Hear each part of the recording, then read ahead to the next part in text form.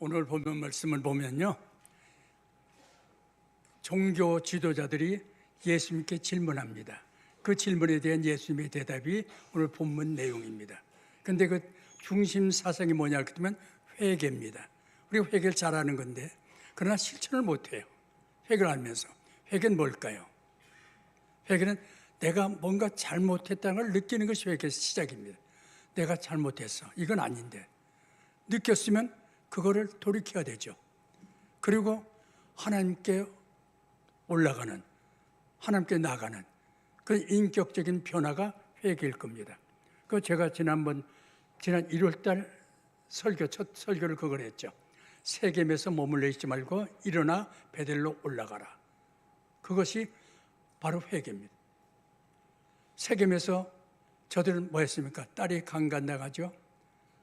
아들들이 복수한다고 할례를 이용해서 살인했죠. 이 끔찍한 일들이 야곱의 가정에서 일어났거든요.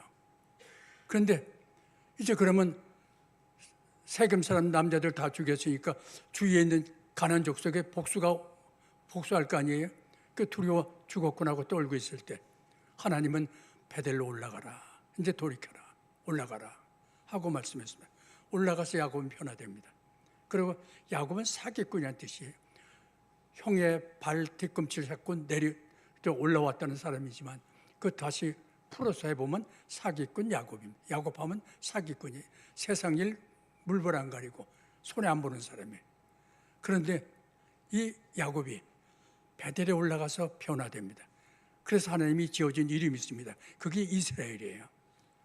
이제부터 너 이스라엘 되라. 그래서 베델에 올라가서 변화되고 이스라엘 됩니다. 이것이 회개입니다. 오늘 우리가 이 말씀을 통해서 뭔가 변화될 수 있으면 그 회개. 그 영국 사람 혼이라는 사람이 있습니다. 이 혼이라는 사람 가정에 보면 그림 하나가 있는데 이 그림이 때가 묻고 먼지가 묻어서 아주 흉합니다. 버리자니 조상 때부터 내려온 그림이라 버릴 수도 없고 그래서 이걸 손질을 해야겠다. 그림 가게에다 맡겼습니다. 이것 좀 한번 깨끗하게 좀 씻어주세요.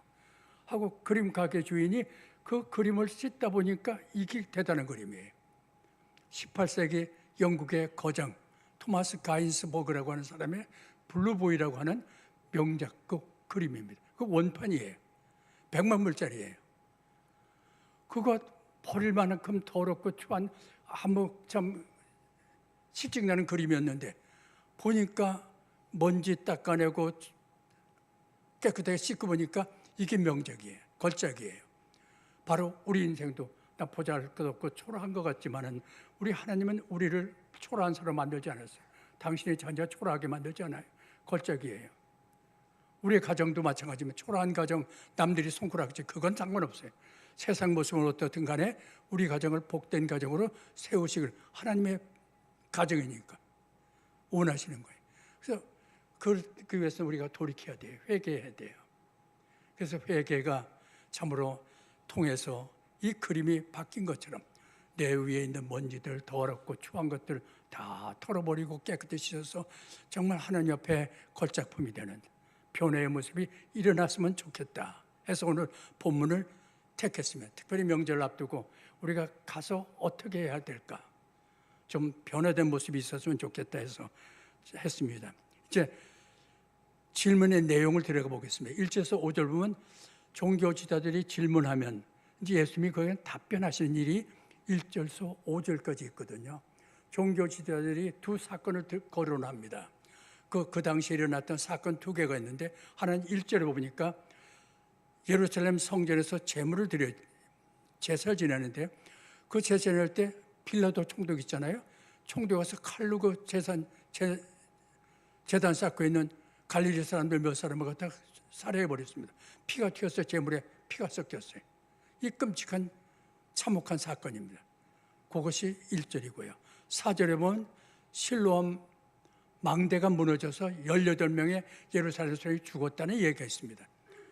그 실로암 망대는 뭐냐 그러면요. 예루살렘은 물이 없어요. 그럼 실로암이라는 것은 물을 저장하는 저수지거든요. 그럼 성 밖에 기온샘이라고 하는 샘이 있습니다. 그 물이 넘쳐나요. 거기서 수로를 만들어 갖고 물을 끌어올려 갖고 예루살렘에 물을 사용할 수 있도록 저장해 놓은 것이 실로암 연못입니다. 실로암 못이에요.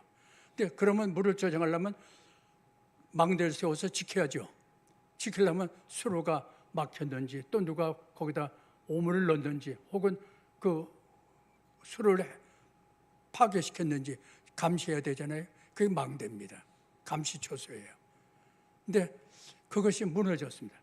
그런데 이 두 사건을 얘기하면서 종교 지도자들이 예수께 질문을 던집니다. 질문 내용은 이겁니다. 도대체 저들이 무슨 죄를 졌기에 저렇게 참혹한 재난을 당한단 말입니까? 도대체 저들이 무슨 죄를 졌어요? 어떻게 저렇게 참혹한 재난을 당할 수 있어요? 재단에 다른 데도 아니고 재단에 성전에 들어가서 제사 지내다가 칼로 배움을 당하고 치워줄 데가 없어갖고 망대 옆 지나가다 망대가 무너져서 압사시키고 18명이 죽고 이런 참혹한 변호 당했으면 분명히 저들은 뭔가 죄가 있다는 얘기입니다. 그것이 질문입니다. 예수님에게 질문했습니다. 도대체 저들이 무슨 죄를 졌기에 저런 참혹한 죄를 당합니까? 그랬더니 예수님이 이 질문의 핵심을 이렇게 얘기합니다. 저들이 보는 재난은 죄의 결과다. 그러니까 무슨 죄를 졌기에 저런 재난을 당했느냐. 이걸 볼 때 우리는 누굴 생각합니까? 욥기를 생각하죠. 욥기에 보면 욥의 세 친구들 있잖아요. 욥 네가 자식 다 10명 다 죽지. 재산 다 날라갔지. 네 몸 중병 걸려서 지금 죽어가고 있지. 그럼 넌 틀림없이 뭔가 끔찍한 죄를 저질렀는데 네가 지금 그걸 회개하지 않기 때문에 그랬다고. 그 죄가 제발 좀 회개 좀 하라고. 계속 아주 우리가 지루할 만큼 물고 늘어지는 그런 장면을 우리가 욥기에서 읽지 않았습니까? 그들도 보기 때 말은 뭐냐면 재난은 죄의 결과다. 혹시 여러분들 중에서 이웃 사람의 저 집에 암이 걸렸대. 무슨 죄를 져서? 뭘 잘못해서? 혹시 그런 생각하시는 분이 있습니까? 그러지 말라는 겁니다. 오늘 주님은 본문 통해서 그러지 말라. 이웃의 어려움을 보면서 병이나 재난을 보면서 저들이 무슨 죄를 저질렀지? 어떻게 저 가정에 저런 일이 있지? 나는 그 재난을 안 당했으니까 나는 저들보다 나아. 그렇게 생각하지 말라고 주님 말씀하십니다. 너희도 회개하지 않으면 그와 같이 망하리라. 오히려 그 재난을 보면서 너희가 갈릴리 사람들이 저 제단에 쌓다가 죽음을 당한 다른 갈릴리 사람보다도 더 죄가 없다고 생각하지 말라는 얘기입니다. 저 살해당한 사람이 죄가 더 많다고 생각하지 말라는 얘기입니다. 망대가 무너져서 치워 죽은 18명의 그 죄가 예루살렘의 모든 사람보다 죄가 적다고 많다고 생각하지 말라는 얘기입니다. 오히려 너희가 죄가 더 많을 수 있다는 얘기입니다. 그러니까 절대로 재난을 보면서 저 가정은 뭔가 잘못이 있어 라고 하는 것은 안 된다는 얘기입니다. 우리의 마음속에 혹시라도 그런 생각이 들어오면 그러면 뭘 하냐? 분명히 저 집이 아파요. 그 아픔은 나에게도 올 수 있다는 얘기입니다. 저 집에 어려움 당하고 있어요. 그것이 내 가정에도 있을 수 있다는 얘기입니다. 그걸 보면서 그러면 나도 재난당하면 하나님 앞에 가야 될 텐데 하나님 앞에 가는 내 모습을 바라보면서 돌이키라는 얘기입니다. 그걸 회개라고 그랬습니다. 회개하지 않으면 너희도 망하리라 라고 말했습니다. 우리 어떤 어려움 볼 때 그 사람들을 정죄하지 말고 회개하는 우리가 되시길 바랍니다. 우리 성경 보면 사도행전 12장에 보면요. 사도 중에 야고보가 있지 않습니까? 야고보를 헤롯 왕이 죽였습니다. 그랬더니 백성들은 박수를 쳐줬어요. 신났어요, 헤롯은. 그러고 스데반 집사는 복음을 전하다가 돌에 맞아서 죽었습니다. 죽으면 재난이에요. 그럼 저들은 무슨 야고보나 스데반 같은 분이 죄가 있어서 재난당합니까? 그거 아니잖아요. 오히려 그건 우리는 순교라고, 하나님께 온 것은 순교로 보는 것입니다. 순교했습니다. 그래서 우리는 볼 때 오늘 여기서 하나 생각할 것은 바로 이웃의 불행을 죄 때문에 정죄하지 마시고 나도 그럴 수 있다는 거. 그래서 그걸 보고서 내가 하나님 옆에 내 모습을 살펴보는 돌이킴으로 그 회개하는 것이 유익하다고 말씀해 주고 있습니다. 그리고 이제 회개는 그런데 늘 있는 것이 아니다. 기회가 늘 주어진 거 아니다. 회개는 기회가 있다는 겁니다. 기회 지내가기 전에 회개하라는 얘기입니다. 오늘 이 말씀 통해서 나는 성령께서 감동을 주시길 원합니다. 그래서 우리의 마음에 감동이 와서 그래 내가 이걸 고쳐야지.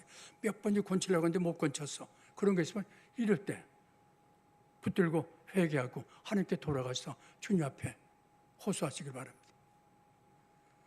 회개는 기회가 있다. 그래서 그 기회가 있다는 것을 보여주기 위해서 그 다음에 6절에서 9절까지의 비유로 말씀을 예수님이 하십니다. 그 예수님의 비유가 뭔가 6절에서 9절 말씀을 살펴보려고 합니다. 6절에 보면 이런 말씀입니다.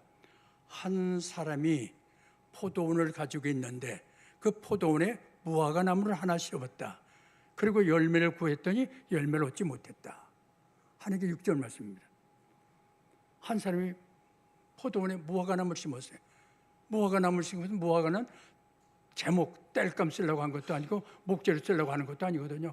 무화과 나무는 무화과에 열매에 중점을 두는데 열매를 구했는데 열매를 얻지 못했다 하고 말했습니다. 그럼 여기에서 생각을 포도원 주인이 그렇게 했는데 포도원 주인이 누굴까요? 우리의 가정도 포도원이죠. 내 직장도 포도원이거든요. 교회도 포도원이잖아요. 포도원 주인이 누굽니까? 내 가정 내 겁니까? 여러분들 혹시 가정을 내 거라고 생각하세요? 그건 아니잖아요. 하나님이 나와 내처를 만나게 하고 가정을 세워주셨습니다. 결국 하나님의 포도원에 우리를 심어주신 것입니다. 자녀도 내가 그와 자녀 원해서 낳나요? 아니잖아요. 하나님이 주신 거예요.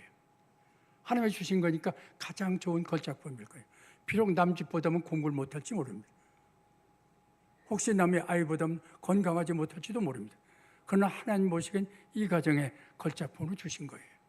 그게 다 소중한, 그건 하나님 것이에요. 하나님 것, 하나님이 주신 거예요. 그럼 포도원 주인은 하나님이세요. 그리고 과원직이라고 했는데 포도원을 관리하는 그 직원, 그는 예수님이세요. 우리의 가정을 다스리고 은혜 주시는 분이 예수님 통해서예요. 은혜는 예수님을 통해서 내려오고 예수님을 통해서 모든 것이 이루어져요. 그래서 과원직인은 예수님이세요. 그럼 무화과 나무는 뭘까요? 열매 맺지 않으니까 바로 우리예요. 우리는 심겨진 무화과 나무예요. 열매 맺혀야 돼요. 열매 맺히지 않으면 주인이 얼마나 속상하겠어요. 본문에 있는 것처럼. 그러니까 우리 열매를 맺혀야 돼요. 그래서 가정은 참 행복하면 하나님 기뻐. 주인이 기뻐하잖아요. 요 명절에도 즐겁게 다녀오세요. 힘들고 어려워도 짜증내지 마시고 그래서 열매 맺히시는 그런 명절이 되시길 바랍니다.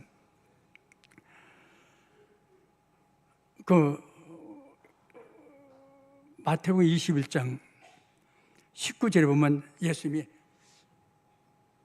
십자가에 달리기 전주입니다. 전주에 베다니에 계셨습니다. 예루살렘 근처 베다니에 계시다가 예루살렘 성전에 가시려고 성전으로 가십니다. 아침 일찍 가셨어요. 배가 고팠어요. 근데 옆에 보니까 길가에 무화과 나무가 있거든요. 보니까 무화과 나무에 잎이 달려 있어요. 잎이 있으면 열매가 함께 달려 있는 것이 무화과 나무라고 그래요. 전부 무화과 나무 키우지 않아서 모르는데 주석에 보니까 그래 돼 있더라고요. 그러니까 잎이 있으면 열매도 있기 마련이에요. 근데 가봤어요. 열매 좀 얻으려고. 너무 시장에서. 그랬더니 열매가 없어요. 그랬더니 마태복음 21장 19절에 그렇게 예수님 말합니다. 무화과 나무에게 이르되 이후로는 영원히 넌 열매 맺지 못하리라.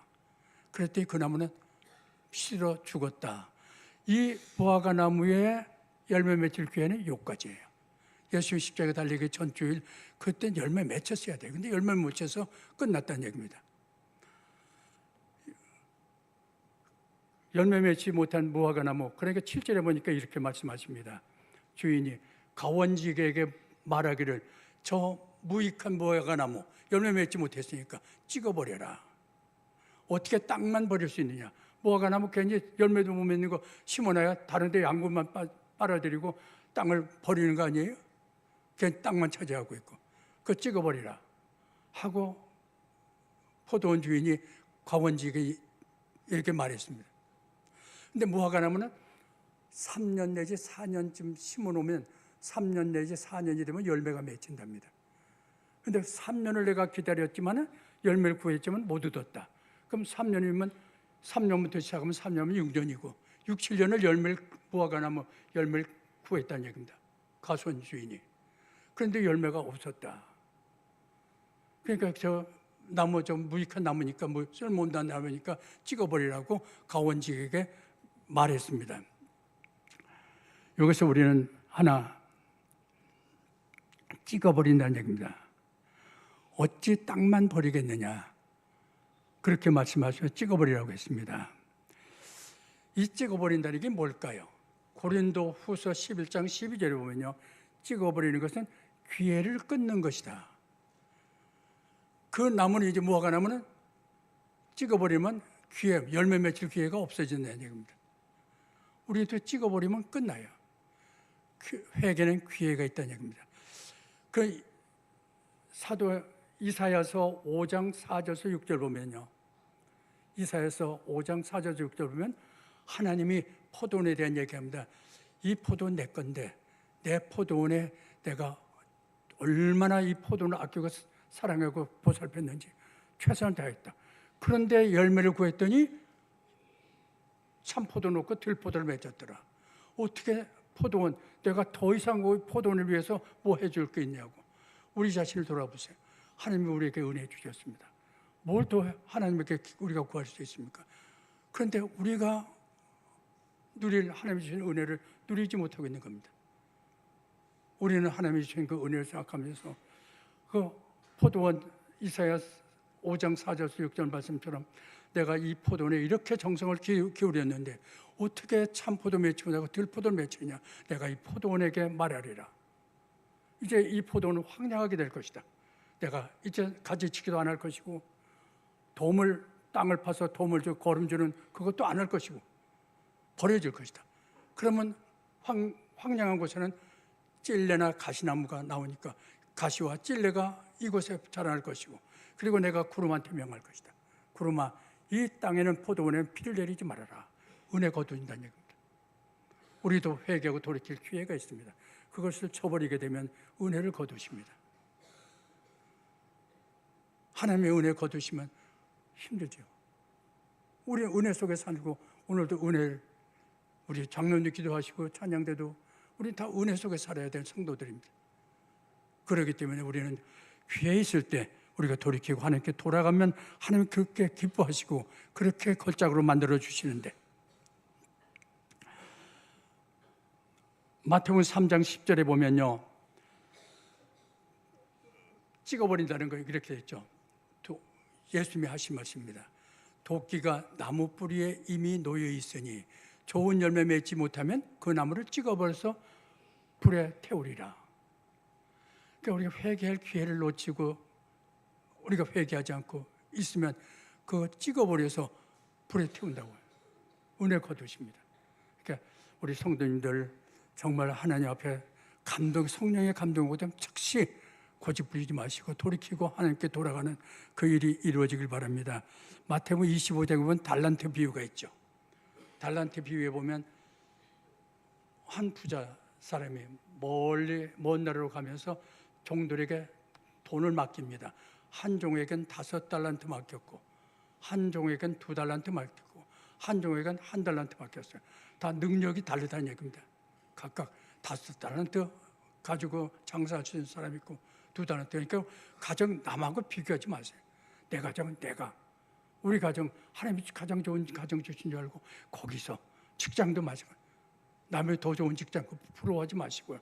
내 세워진 그곳, 그 가장 좋은 곳입니다. 그래서 5달란트 받은 사람 5달란트를 남겼어요. 열심히 장사해서. 하나님 기뻐하세요. 2달란트 받은 사람 2달란트를 남겼어요.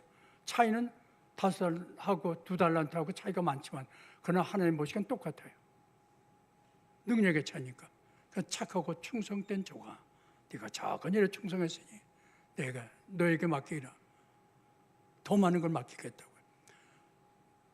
그러나 1달란트 받은 사람은 내가 주인한테 손을 끼치지 말아야지.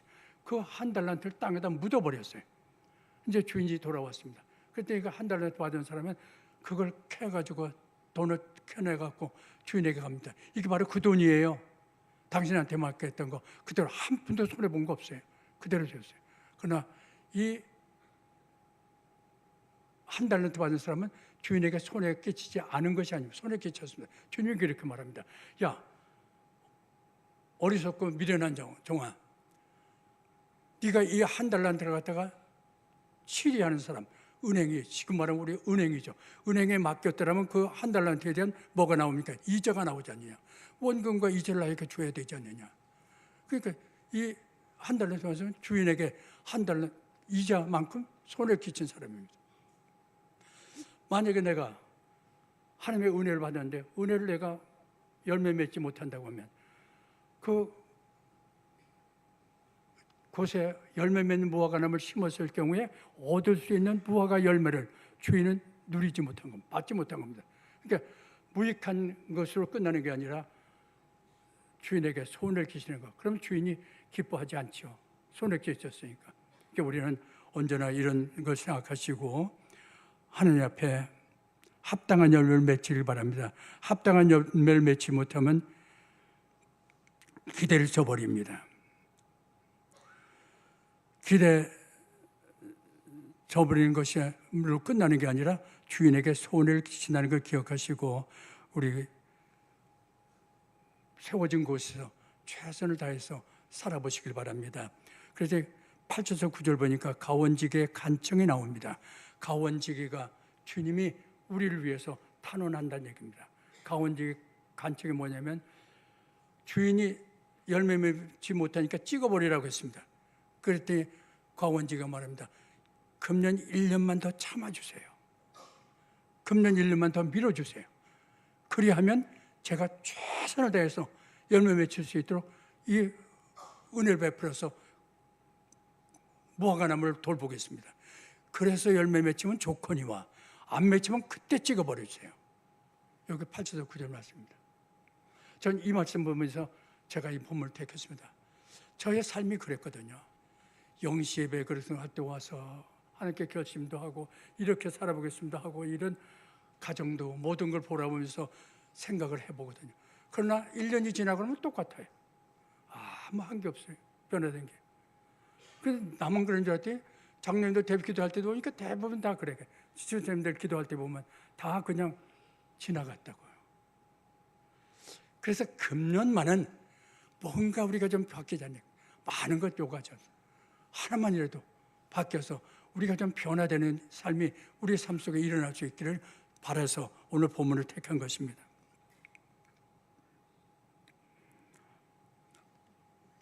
그래서 오늘 예배 성령의 감동이 여러분의 심령에 울려서 뭔가 성령의 감동으로 느끼는 게 있으면 좋겠어요. 이걸 내가 고쳤으면 좋겠다. 이번 명절에도 이랬으면 좋겠다. 뭔가 성령의 감동이 함께해서 좀 변화된 거. 그래서 작은 거라도 1년 지나고 나면 우리 가족이 이렇게 바뀌었습니다. 그 설교를 통해서 이렇게 달라졌습니다. 이렇게 회개했습니다. 하는 것이 보여주면 제가 기뻐하는데 주인이 기뻐하세요. 하나님 기뻐하세요. 그럼 은혜가 더 넘치게 더 많은 걸 맡겨주세요. 베드로후서 3장 9절에 보면 이런 말씀이 있습니다. 베드로후서 3장 9절에 보면요. 주님의 약속은 어떤 사람들이 늘 성경에 뭐 약속이 있지만 이루어진 게 없잖아요. 그러니까 주님의 약속은 사람들이 말하는 것처럼 더딘 것이 아니라 바로 너희가 멸망치 않기를 원하시기 때문이다. 그래서 이 아직 약속이 오늘 포도원 회개하지 않으면 너희도 이와 같이 망한다고 하는 그 말씀이 이루어지지 않는 것은 너희로 하여금 다 돌이켜서 회개에 이르기를 원하시기 때문이다 하고 베드로후서 3장 9절입니다. 주의 약속은 더딘 것이 아니고 오직 주께서 오래 참으사 멸망하지 않고 다 회개에 이르기를 원하신 거라고. 그러니까 여러분들 오늘 이 말씀을 묵상하시고요. 결론을 내려봅시다. 저는 이 말씀을 준비하면서 생각했습니다. 내 가정은 내게 아니다. 내 일터도 내게 아니다. 내 교회도 내게 아니다. 이것은 하나님의 것이다. 그 하나님의 것이면 나에게 하나님은 맡겼다. 그러면서 내가 생각했습니다. 하나님이 나 같은 자에게 맡기지 않고 더 나은 사람이 얼마나 많은데 맡겼더라면 내 가정이 좀 더 달라지고 뭐 아빠 찬스도 있고 세상 보면 그런 거 많대요 보니까. 근데 어떻게 하나님은 네 가정에 내 가정이라고 하면 좀 죄송하지만 가정에 나를 거기다 심어준 것은 주인은 하나님이시니까 내 가정의 주인이 하나님이세요. 하나님은 나를 그거 심어줬어요. 내 아내를 만나게 하고 그리고 가정을 세우게 하고 자녀도 주시고 하나님이 해주신 거거든요. 그렇다고 하면 하나님은 당신의 포도원에 망하길 원하지 않아요.